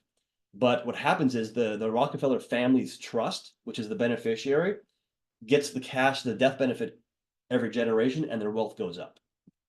So there are so many ways to do that. It's almost unlimited, but yeah, that's basically how it works. Yeah, but that's how it works. So a lot of people say, okay, if I put cash in the bank or in real estate, that can be legacy. But if you have like a trust, and we can help you build these, by the way, our advisors do, if you want, you can have the trust be the owner and the beneficiary if you want to. But that's how you do generational wealth with it. Yeah. Kathleen said, no, what happened to the 10%? I'm not sure what that means right there. What happened to 10%? Is there a PDF or book to bone up on neutrally? Yes. So this one right here. So this is you can look it up on Google, called Become Your Own Banker by Nelson Nash. This is a kind of a technical book, but he's one of the first guys that started this. I have an ebook on it. It's an okay one. By the way, if you want to email me, so I'll put my email address in, by the way, is here as well. Right. Spell my name correctly.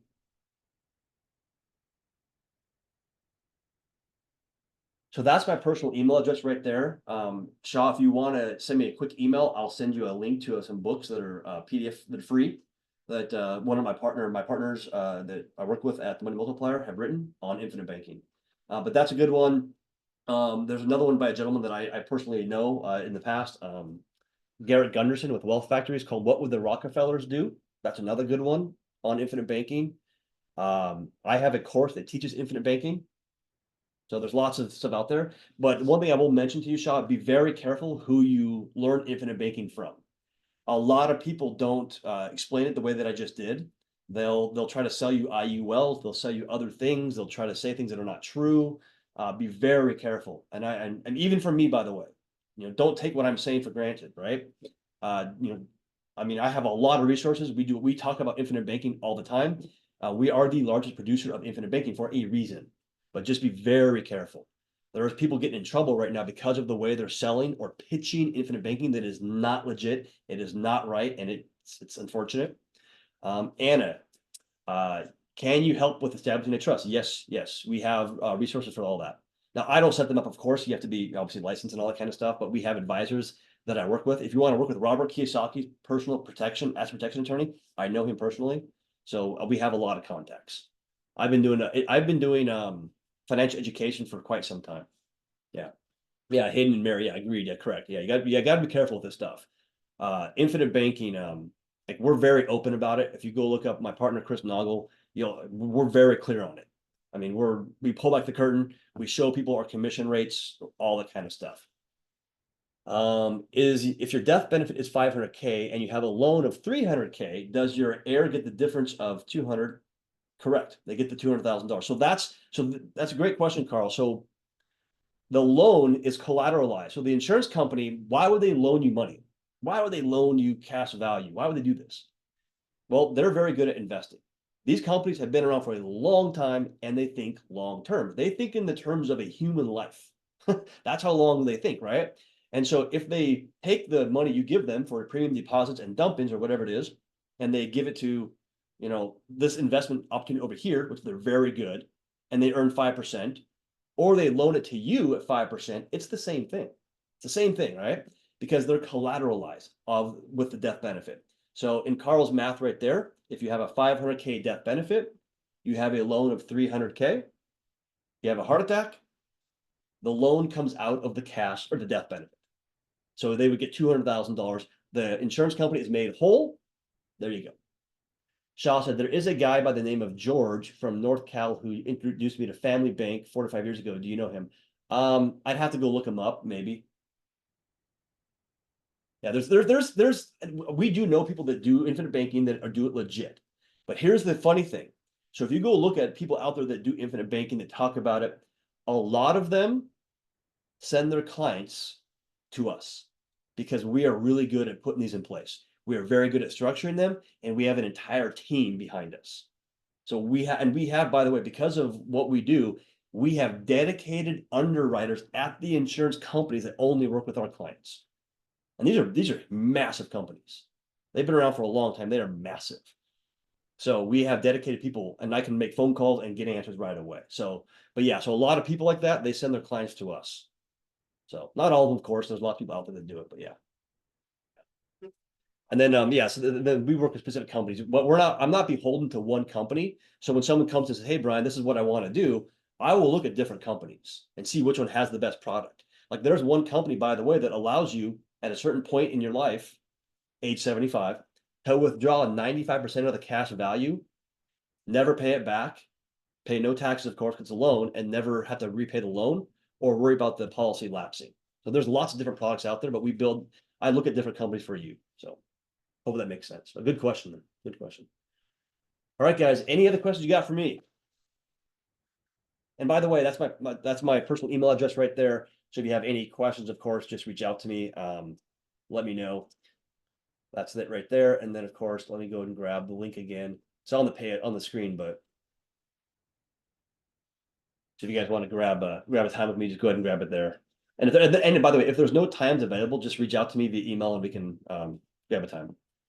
Yeah, thank you, and appreciate that. Yeah, so we're gonna go camping, or glamping as I call it. We have a motorhome or RV that I gutted the whole thing and renovated it, and so we go just on little trips and stuff. But yeah, so it's not true camping, I guess I would say, but yeah, we spend a lot of time in that thing. So yeah, I've got 3 kids, so it's always a fun time in a small motorhome, but we're gonna have fun. Thanks, Judy. I really appreciate that. Thank you. Yeah. And for everybody else, all you mothers out there, happy Mother's Day this weekend. Have fun with your kids, hopefully. But yeah, yeah. All right, guys. Well, I'm going to call it a day here. Once again, appreciate all of you showing up. Appreciate the engagement. Love the questions. And however I can help you, yeah, just reach out to me. Just reach out to me and let me know. Rebecca Rice. That name sounds familiar. I might look it up. Sounds familiar. There's a handful of people I know, a large number of people I do know, but I haven't talked to all of them. Yep. And awesome. Sounds good. Sounds good, guys. All right. Take care. Have a great rest of your night. Stay safe, everybody. And if I can help, let me know. Appreciate you all.